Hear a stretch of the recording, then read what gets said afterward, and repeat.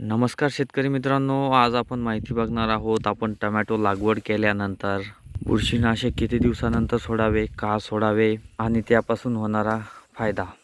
तर शेतकरी मित्रांनो, आपले टोमॅटोचे पीक लागवड करून जवळपास 15 दिवस झालेले आहेत. आपल्या टोमॅटोच्या पिकाला कुठे मोठे बुरशी वगैरे दिसली होती, त्यामुळे आपण बुरशीनाशक सोडण्याचा विचार घेतला. काय होतं की बुरशी लागल्यामुळे ना टोमॅटो पीक हे त्यामधील काहीशी झाड जळायला लागतात. झाडांची अशी भरपूर अशी वाढ होत नाही.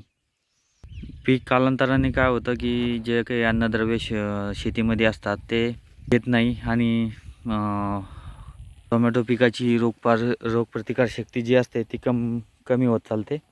त्यामुळे आपल्याला बुरशीनाशक सोडणे हे खूप गरजेचे असते. त्यासाठी आपण निवड केलेली आहे रोको बुरशीनाशकाची. यामध्ये घटक आहे थायोफेनेट मिथाइल 70%, WP.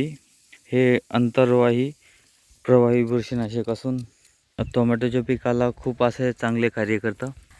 आपले भरपूर ठिकाणी चांगला एकदम जबरदस्त प्लॉट आहे, परंतु काही झाडे ना ह्या असे होतात. त्यामुळे आपल्याला बुरशीनाशक सोडणे खूप गरजेचे असतात.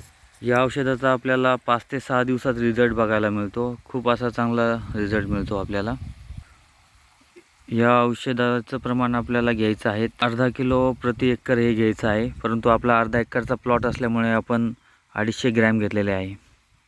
टोमॅटो पिकाची लागवड केल्यावर आपण लगेच सुद्धा आपण हे बुरशीनाशक सोडू शकतो किंवा 5 ते 6 दिवसानंतर सोडू शकतो.